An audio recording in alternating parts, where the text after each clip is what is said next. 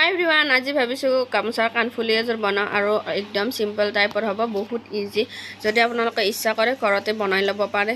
তো তাৰ কাৰণে মই এখন গামোচা লৈছোঁ আৰু গামোচাৰ ফুলকেইটা ধুনীয়া স্পষ্ট হ'লে ভাল, তেতিয়া ইয়াৰ যিটো ডিজাইন সেইটোও ধুনীয়া হ'ব। সেইকাৰণে মই এইটো ফুলটো বহুত ধুনীয়া, সেয়া ৰাউণ্ড শ্বেপ লৈছোঁ। আৰু বনোৱাৰ আগতে মই এবাৰ মানে ট্ৰাই কৰিছিলোঁ যে শ্বেপটো কেনেকুৱা হ'ব, কিন্তু বহুত ধুনীয়া হৈছে। সেইকাৰণে মই ৰাউণ্ড শ্বেপটোৱে দি দিছোঁ।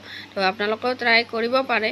আৰু এনেকুৱাকৈ ৰাউণ্ড শ্বেপটো দি ইয়াতে এতিয়া মই ভালকৈ এটা ডিজাইন দিম আৰু একদমেই চিম্পল ডিজাইন হ'ব।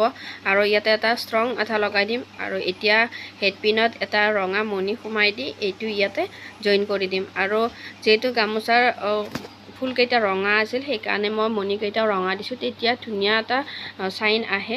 আৰু বনোৱাৰ আগতে এইখিনি ভালকৈ প্ৰপাৰ চাই লৈ ইয়াতে মই ভালকৈ ডিজাইন এটা দি দিম। এই কাণফুলিযোৰৰ লগত এডাল নেকলেছো বনাইছোঁ, সেইটো ভিডিঅ' বনোৱা নাই। যদি আপোনালোকে বিচাৰে তেতিয়াহ'লে মই ভিডিঅ'টো দি দিম।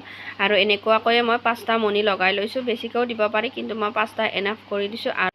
আৰু বেক চাইডে এটা হুক লগাই দিছোঁ। আৰু আজি যিহেতু কাণফুলিযোৰ চিম্পলকৈ ৰাখিম বুলি কৈছিলোঁ, তো এইখিনি লগোৱাৰ পিছতে আমাৰ কাণফুলিযোৰ ৰেডি হৈ যাব। সেয়ে যদি এনেকুৱা ধৰণৰ ভিডিঅ'বিলাক আপোনালোকে চাব বিচাৰে তেতিয়াহ'লে প্লিজ কমেণ্টত জনাব আৰু প্লিজ শ্বেয়াৰ কৰিব। তো আমাৰ কাণফুলি কমপ্লিট হৈ গ'ল। কেনেকুৱা লাগিছে কমেণ্টত জনাব। যদি ভিডিঅ'টো চাই ভাল লাগিছে লাইক কমেণ্ট ছাবস্ক্ৰাইব কৰিব, লগতে শ্বেয়াৰ কৰিব। আৰু যদি পেজত চাইছে প্লিজ ফ'ল' কৰিব।